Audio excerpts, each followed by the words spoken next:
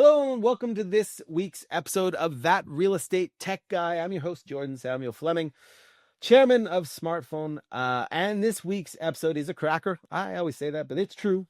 I have the great people on, and this week is no different. Benmont Locker from RAMP REI. He's also an incredibly experienced real estate investor in his own right. He and his colleagues built up a company that was doing 500 plus deals a year. They built an amazing organization, and they built it. What I love about this conversation, this is one of those conversations. It's not as much about technology directly. It is indirectly, but what it is about entrepreneurship and how to build businesses. And Benmont kind of gives a real masterclass understanding of the fundamentals of how they built their initial business. They scaled it properly. They built the systems, processes, the culture of accountability and metrics, and what it takes to scale up a business. Now, and that is different. If you want to build a really successful real estate business that turns into an asset in itself, you need to be able to do these fundamentals right to get it to that point. And Benmont really nails it in this conversation. We dive into a number of bits. And then, of course, we transition into the work that they've done building up their consultancy, their community, their training organization, RAMP REI, where he helps real estate investors build their own businesses in the same way that they built theirs. Building those metrics, those systems, those processes, building the fundamentals, getting those cultures in place, avoiding some of the mistakes. It really, Benmont's got an enormous experience. He's got enormous insight, and he also is incredibly generous with his time. I can tell that from experience because he's been very generous with me. He's a great guy, and you're going to really enjoy this conversation. So let's get right directly there, live with Benmont Locker, RAMP REI. And I'm live here with Benmont. Benmont, thank you for joining us today. For those who don't know you, give us a little background on you and the different companies that you're involved in. Cool. Appreciate you having me, Jordan. Always a pleasure. We've been chopping it up recently about 80 different topics, and it's cool to now have some time to dig in deep. So what does anybody care about? Benmont, weird name, grew up in central Pennsylvania. I've always been a part of startups and am a nerd. So operational startups is my vibe. I stumbled into real estate maybe 7 years ago, maybe 8 years ago when I got convinced to buy a quadplex in a college town with my brother for cash, and we were going to renovate it ourselves, and what could go wrong, right? But we'll save that for another day. My professional career in real estate was probably about 6 to 7 years ago. Joined a phenomenal organization, came in with my operational background to deploy that skill set amongst a phenomenal sales organization in efforts to scale that thing up, whatever that means for anybody. Our goal was to build a bigger, more stable organization that served a greater area and helped more sellers. And we were able to kind of do that in multiple markets and copy, paste, repeat that into an organization of 50 people and a couple hundred deals a year, and then migrated into more of the consulting education space to share some of that journey.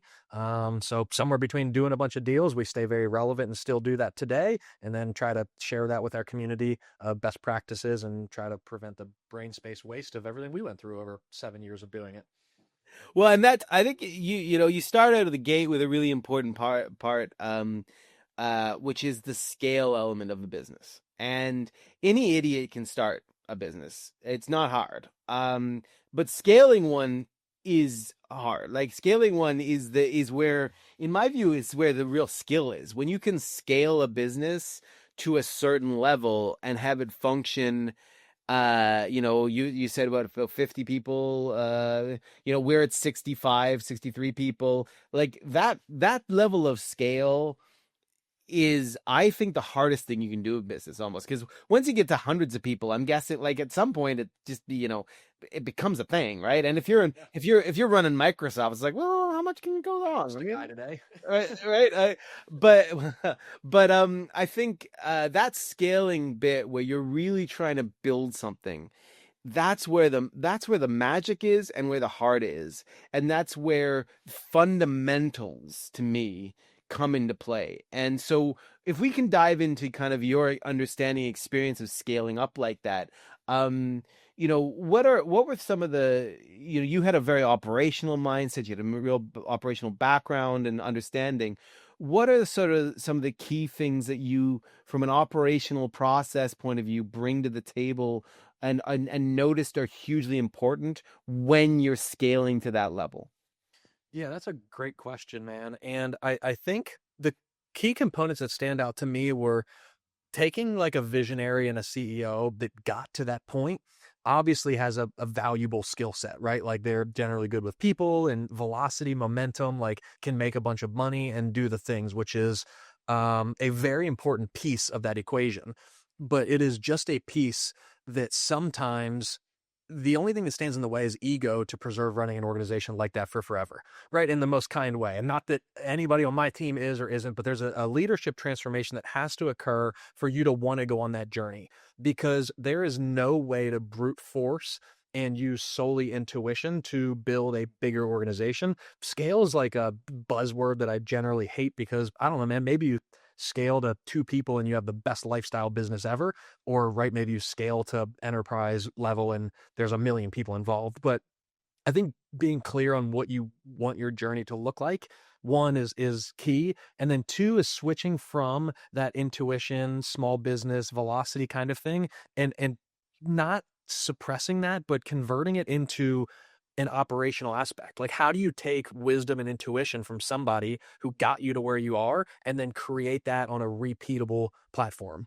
And that was exactly what we had to do. We had to take a guy's brain and 20 years of experience and systematize it through data, and right integrity and decision-making continuums and processes and technology that got as close as we could to that guy, but just at a larger, right, proportional rate where we could do more of it. Otherwise, we were always stuck at like a person rather than a machine. Absolutely. And that, you see a lot of people that where they plateau, right? They can't get past $1 million a year, or they can't get past 5 deals a month.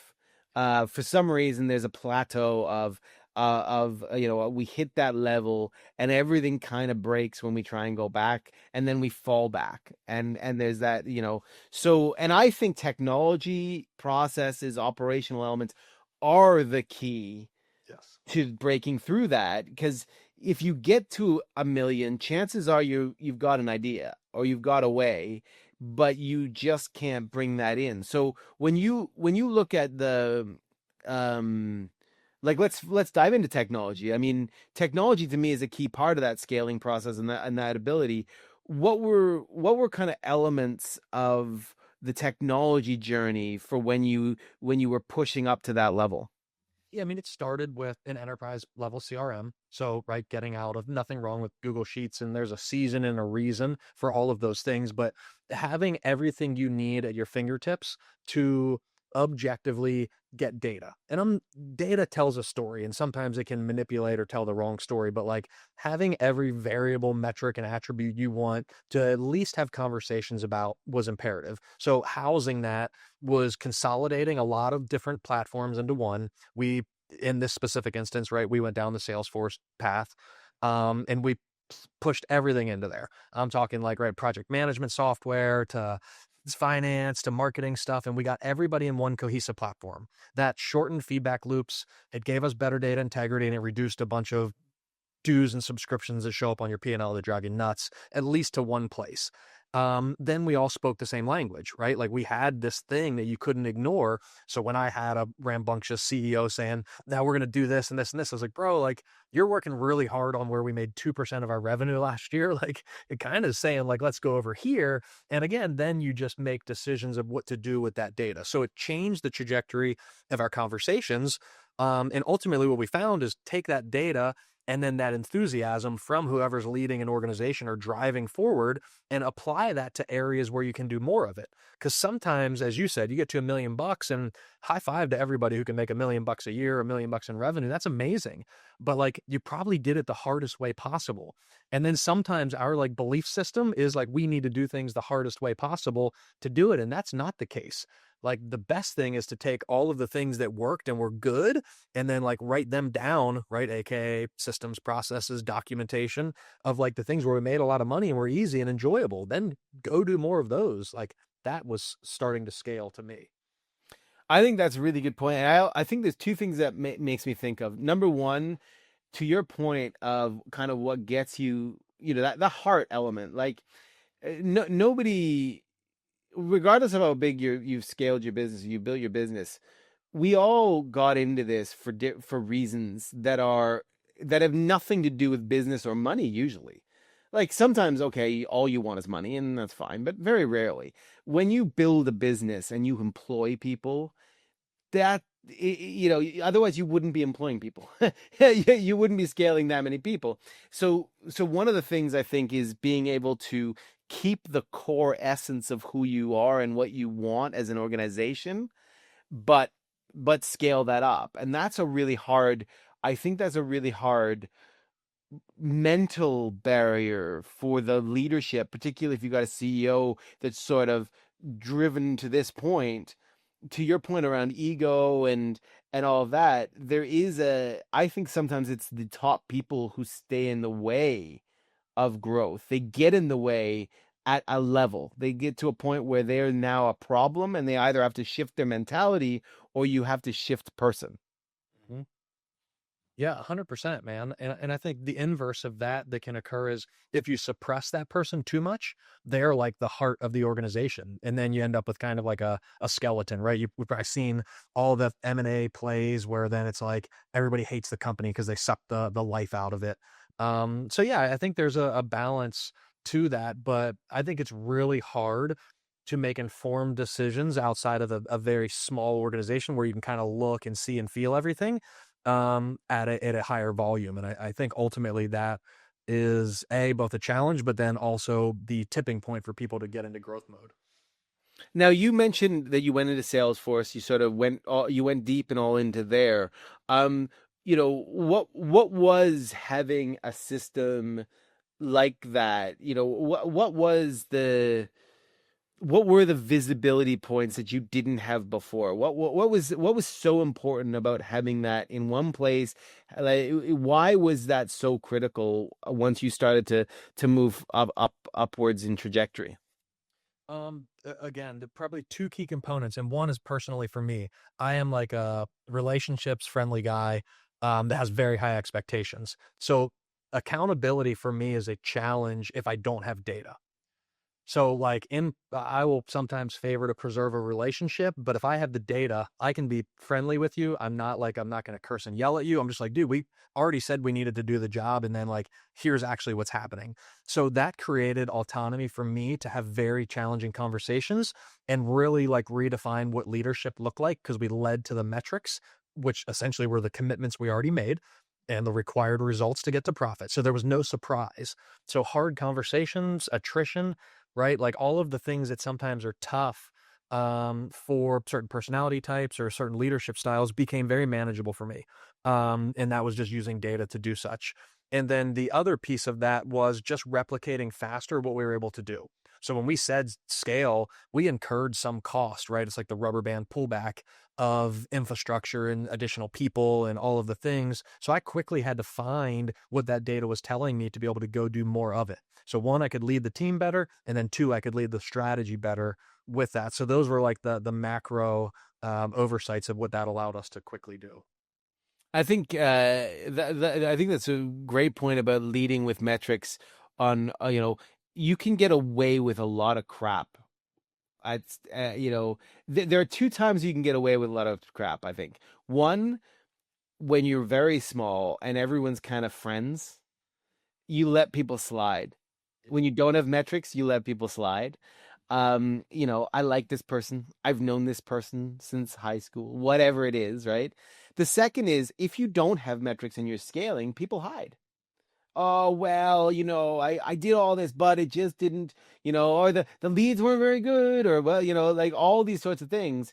And true visibility of metrics strips emotion, to your point, away, not in a cold way, in my view, but in a realistic way of, guys, if we're going to do this and we're going to fix a problem or understand which way to go, we have an obligation to look at the truth. And that's what metrics can give you if you've got metrics properly done and if you pay attention to them. So let me ask, when you if you're scaling, for instance, a sales team, and you think about metrics of a sales team, I think there are times when I think metrics can be a double-edged sword, where sometimes people over obsess on too much data and they don't distill down to the bits of data that really matter. What's your approach to sort of data overload versus data focus, I guess? 100% the same belief system.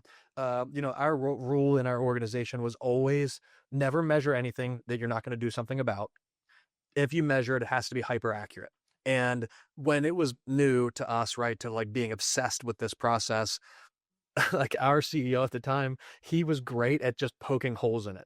And he'd be like, what's the point of doing any of this if it's not 100% accurate? And like, annoyingly at first, it was like, dude, it's like 90%, we're working on it. But like, hindsight, he's right. Because if you're going to hold people accountable that are the telling story, it had to be right. So always an inverse action. Don't measure it if you don't want to do something about it. Make sure that it's accurate and measure as little as you can. Because like you said, you'll get stuck in this indecisive place where you're like, well, this is green and this is yellow, but that's red and I don't know why. And then like you effectively don't do anything.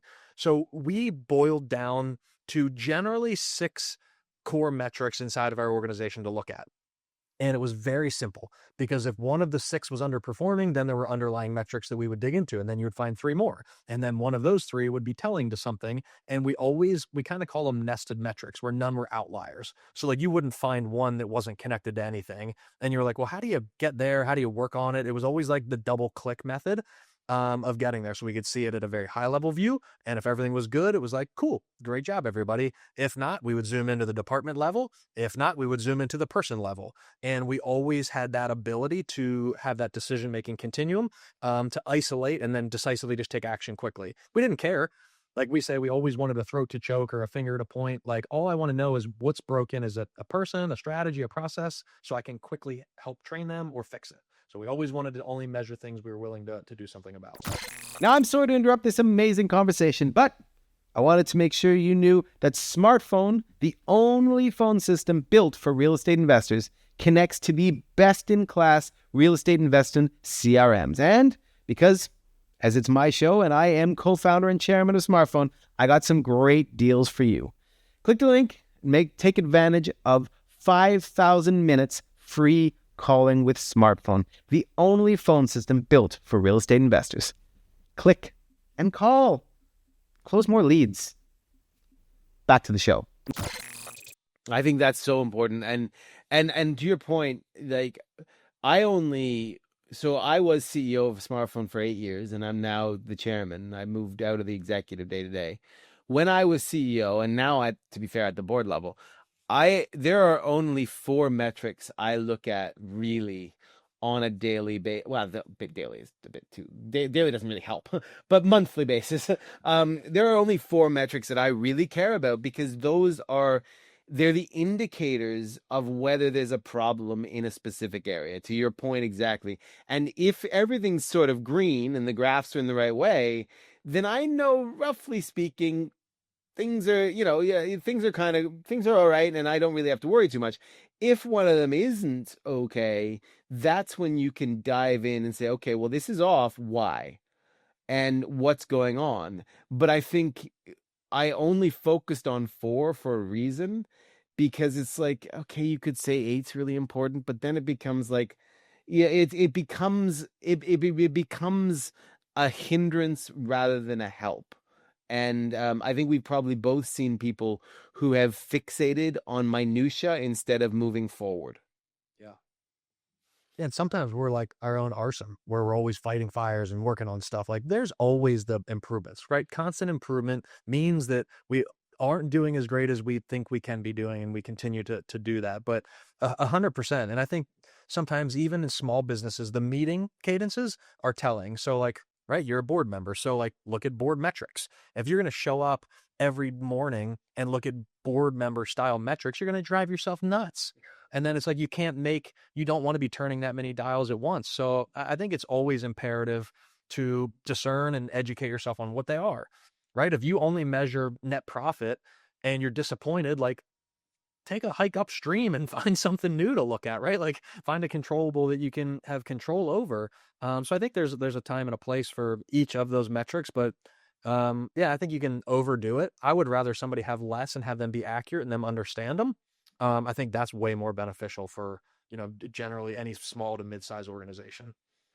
And I mean, this is the conversation we're having right now is very much on organizational metrics, but people metrics, performance metrics on the individual is hugely important as well. And as you said earlier, sometimes having those tougher conversations with someone, when you have metrics to back it up, then it becomes a black and white. It still may be a tough conversation because unless you're a complete dick, most people don't like having hard conversations where you're firing someone, for instance. No, most people don't get jazzed up for that. But metrics, having the right metrics for each person and having each person understand what is expected of them, what performance looks like and how they measure their performance goes a long way, not just for you to measure them, but for them to know what's expected of them, right? I mean, I feel like that's a huge part that people miss out, is that the individual, when they know what's expected of them, then they can achieve it. But if they don't know or they don't have clarity, then they are always in doubt. Yeah, very few people get up at 7 in the morning and rush around every day to drive to your organization to not want to do a good job. Like, it's a lot of work just to get to where you need to be in life. Not many of those people say, like, I can't wait to get there and just mess off all day. And I think to your point, like, if somebody got fired and it was a surprise to them, I think that's poor leadership and a lack of using data that helps them. I think if not every single person, unless it was like a core values infraction that didn't go on a performance improvement plan first to help re-educate them and show them the importance, I think that's bad leadership. So like, when relationships end, it almost should be fairly amicable, because they're like, hey man, I kind of let you down, I get it, like, maybe it wasn't for me, I learned a lot, I'm going to go find something different. But if you would ever either rehire somebody and treat them the same way, right, like, that's like, not often we would say, oh, this was a bad lead manager, I'm going to go hire a new one and have them do this instead. Like, why are you firing the first guy if it's not apples to apples? So yeah, the people metrics are crucial. And then for us, that was a huge cultural shift, because culture wasn't pizza parties and happy hour. It turned into like building out team bonuses and having a, $16 to $20 hour employee come to you and be like, hey dude, he's not doing great and we're going to miss team bonus. And like, that's going to make me mad, right? PC version. And we got to the point where we had people holding the organization and their peers accountable, which was phenomenal. When you get them complaining or drawing up issues on weekly meetings about so-and-so not doing what they need so that the team wins, like, that was a winning culture for us. And that all was by creating clarity of metrics. So everybody knew who was performing and who wasn't. So nobody could hide, like you said in the beginning. And I love that. And also, sometimes a good performing team holds each other to account, not in a negative way. Because sometimes people, you have a shitty month. You're going through something. There are lots of human reasons. And sometimes it's not even a big thing. It's not a massive illness or death or divorce. It's just, I'm off my game a little, and that happens to all of us, but good performing relationships hold people to account to that in a way that drives improvement and is supportive, not destructive. And when you have a culture like you're describing that you built, where people are like, no man, you didn't do a good enough job on this. It's not you're an asshole, you didn't do enough job. It's this wasn't good enough. How do we make sure it's better next time? How do we make sure that doesn't happen again? Right? That's the culture you strove for. Yep. And that comes over time too. It's funny, like, we just started a new wholesaling investment company, and we're back to the beginning, and I like struggle with that balance. And then we've got like a 2-year-old company in between, and I have a director of operations who pinged me the other day, and I messaged a team, was like, hey, I can't make it to this meeting. And the next one, I was like 2 minutes late for the Zoom. And he's like, hey, second meeting you've missed today, like just checking in to make sure you're okay. And like, can I do anything to help your day? And like my immediate response was like, pound sand, bro. Like, I told you the first one I was covering something. And then I was like, oh, wait a second. And like, this guy's like nudging me. And it's like, he's an ops guy too. So his EQ is like medium at best. And I've learned that though, but his intent was good. And it was accountability. Like, dude, you said you were going to show up. Like, what's going on that you're not? And I had to reflect all the way back to that, as that's now becoming the culture we're building, where like, I want that because I'm going to be annoyed if he was late or missed 2 calls. And now I'm fulfilling something where I don't have information and I'm the idiot on the Zoom and so on and so forth. So I think there's grace to be given in some aspects, but I think it's something that everybody should always strive for. And that comes, like I said, culture will be defined by performance. It's very short term to throw money at things and to try to build up your team on like hopium. Like ultimately winning is the only way that people want to be a part of something. If not, like not in a mean way, but you kind of build like a culture of people who are like, okay, losing and being mid. And like, that's not for me. So effectively winning was the only way that I attracted the people that I wanted to spend time with. And the only way that ultimately people lasted. Like longevity, you can't fake it for forever losing money. Like at some point, somebody's gonna be like, this sucks. Like there's gotta be a better way. So yeah, that was all that took us, it was like a 2-year journey for us to really corral like all of that in place to have a really solid foundation for what we wanted to happen. Well, and that leads us. You've got multiple businesses, but you then transitioned into or you also built up a consultancy to basically, as you said, to help people avoid some of the pitfalls that you went through, and to build these sorts of skills. So tell me a little bit. When you started that journey, and you and I have a number of mutual colleagues and friends that work together, and I think we're going to work on a number of things together on this. Give us an insight into, how that journey went and what you guys focus on now, who you are and what you guys focus on. Yeah, so we effectively, we're pretty prevalent in giving back to the community and communities we were a part of. So as we went on this journey and we were blessed to be able to build a 400 to 500 plus deal a year organization, and not the biggest in the world, but we're in Podunk, Central Pennsylvania, right? Like a couple knuckleheads up here, you pass a horse and buggy on your way to work, and not a crazy metro. So we had an unreasonable market share, a desirable place for people to work, and we helped a bunch of sellers, buyers. We created a really good investment ecosystem, serving 18 counties in Pennsylvania. Like we're boots on the ground in living rooms of half the state.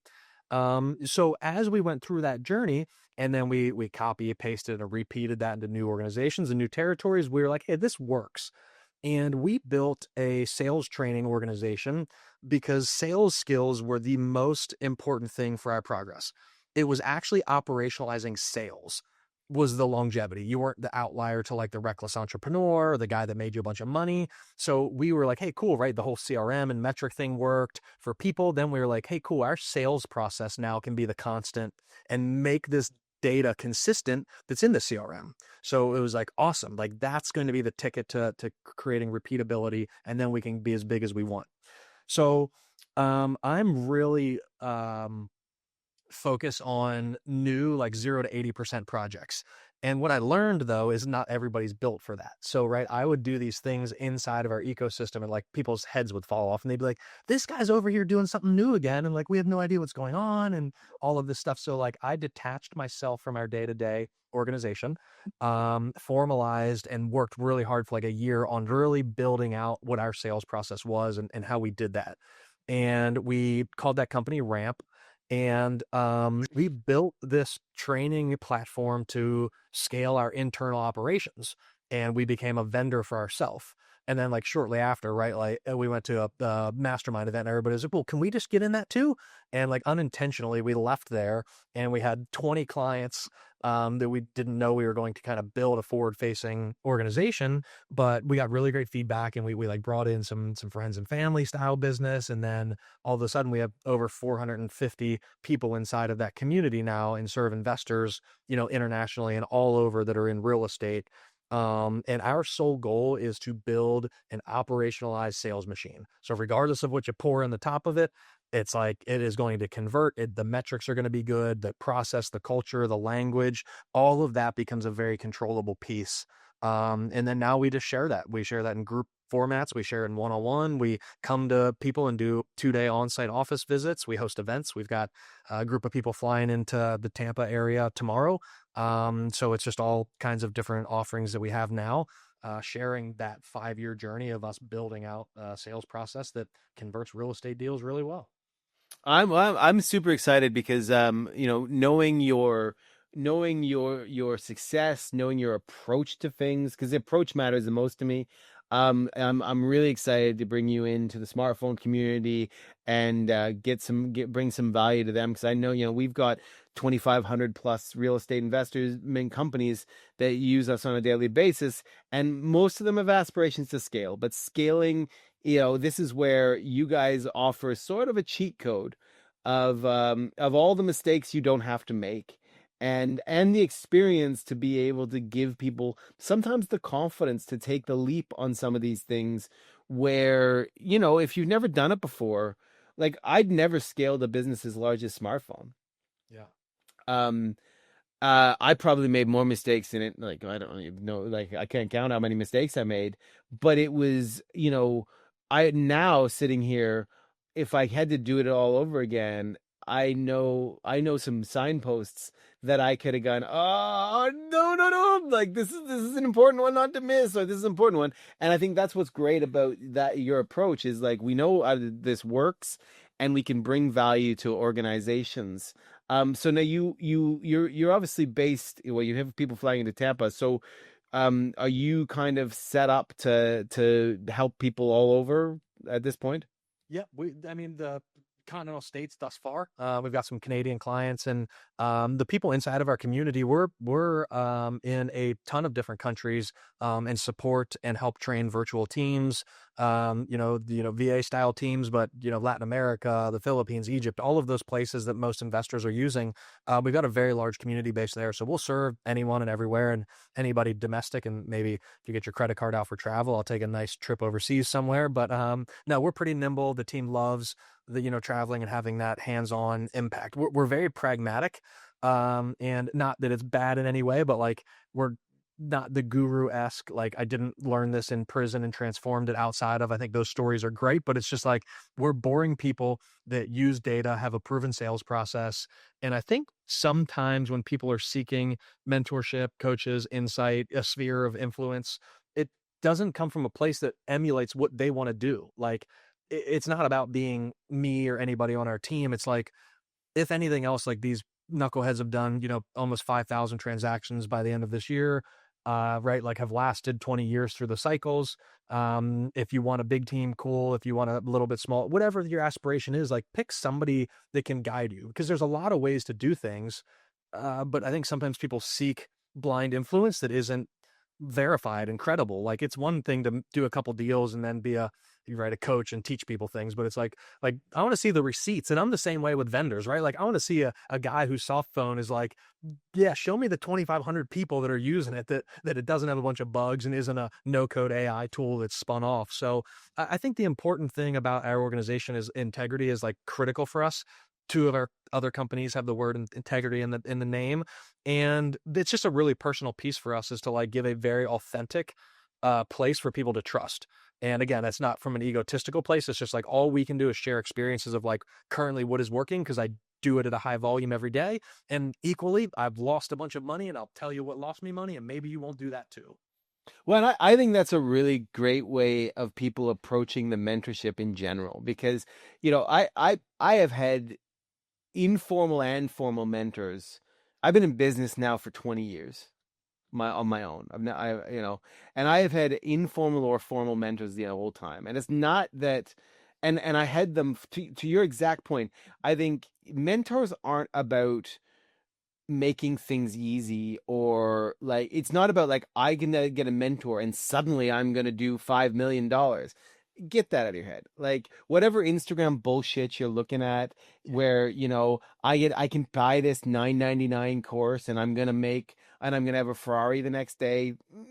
Go away, because that's all nonsense.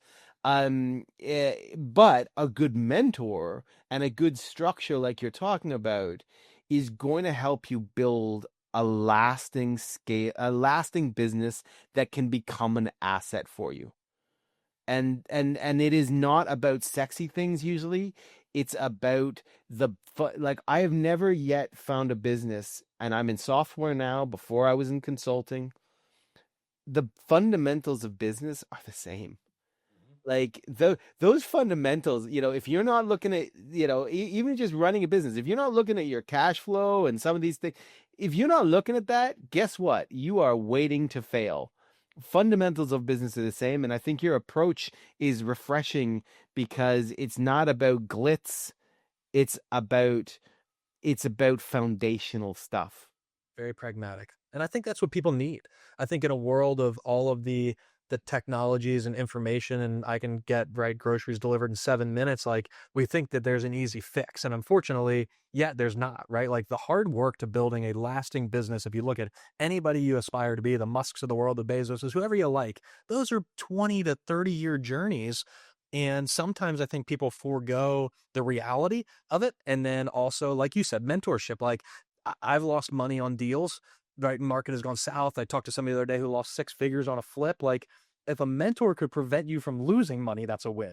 Or a community, let alone the exponential upside of all of the information and the knowledge you'll gain. So that's kind of just what our belief system is about, whether you would ever pay me or we jump on a call and we share best practices and how to get better like we did with you and your team 2 weeks ago. You guys were the most receptive to like, hey, how do you do this? Can you do this? And I think that is, the biggest thing I would urge somebody to keep it simple, like no secret sauce, and just to find like a good sphere of influence that is actually doing what you want to do, on this journey as well, whether you're in real estate or whatever your niche is. And I echo that, and I would just add, all that glitters is not gold. And you can chase, real estate investors. One thing I will say is, we all know that there's a lot of chasing the shiny object element to real estate investors and the entrepreneurs in general. We like, I mean, shit, I get it. Like I find myself being like, oh, that's cool, and I dive down that rabbit hole. But I think one of the great things about a program like yours and a community like yours and a culture and what you deliver is it's okay to dream. Dreaming is good, but look to the sky, keep your feet on the ground.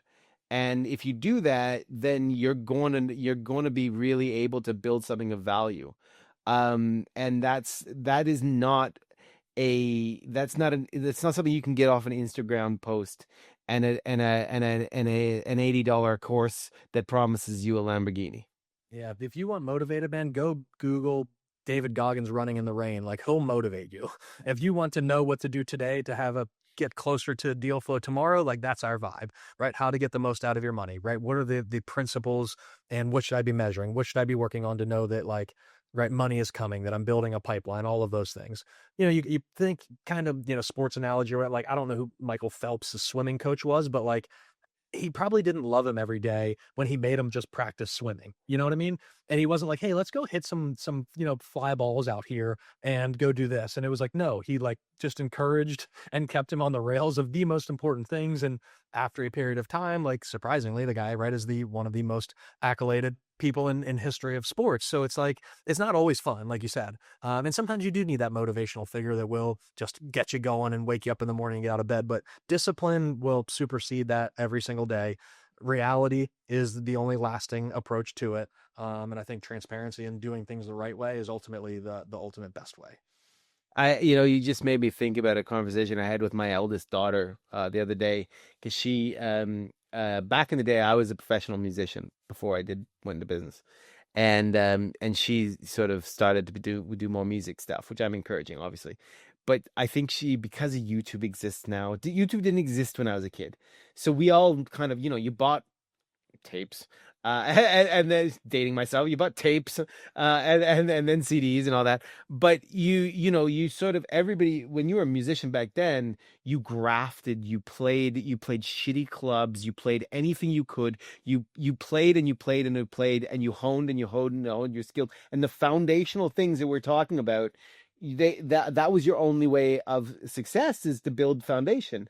Now with Instagram and YouTube, and it's sometimes there's a false impression that it's all easy, or it's a trick. It's like, I just have to do this one thing and then success. And my daughter was, she was like, she didn't quite grasp yet that if you really want to be a professional musician, you've got the talent for it, but you got to combine talent plus graft, talent plus work, right? To your Michael Phelps thing, analogy. And I think that's that's just a truth that in business, you may have the greatest idea in the world, but execution requires repeatable, structured process. And that's how you build a business. And that's all there is to it. Like, I've never seen anything else that works. Yeah. And unfortunately, time, you can't cheat. And like, that's what we found. Even doing this, when we spin off, right, a new market, a new entity, and start from scratch that doesn't get influenced by the previous, you're still bound by time. And it takes more work than you think, and it takes longer than you think every single time. Right. Like, and things are going to go wrong, and your contingencies now have contingencies. But right. And then the pains, and the phases and the ups and the downs. But like, you become more confident at each repetition of that. So yeah, and I don't think it ever gets easy, unfortunately. We're going to talk people out of doing anything. But no, I think the great news is that technology can help now, because you have that platform to consolidate a lot of that time. And at your fingertips, you have the answers to a lot of things. So it's like, you can make less mistakes, and you can steal market share easier. I think it's phenomenal for anybody getting into this business that wants to get good. They can do it much quicker than 20 years that it took some of us to grind in these places, or 10 years to build a business. It's like, you now can consolidate that down to a respectable business in a year, 2 years. And that's like life-changing. Overworked and overpaid is real estate, man. The harder you work, the more money you make. And if you don't want to work hard, you probably won't make any money, but you can make, a great living and have a great impact if that's, the goal that you're on. Fantastic. Well, listen, it's been an absolute pleasure to speak to you today. I mean, I'm enjoying our collaborations, and I'm excited for some things we're working on. Before you leave, tell everybody how they can get in touch with you, how they can find RAMP, how are they able to benefit directly from what you guys have built.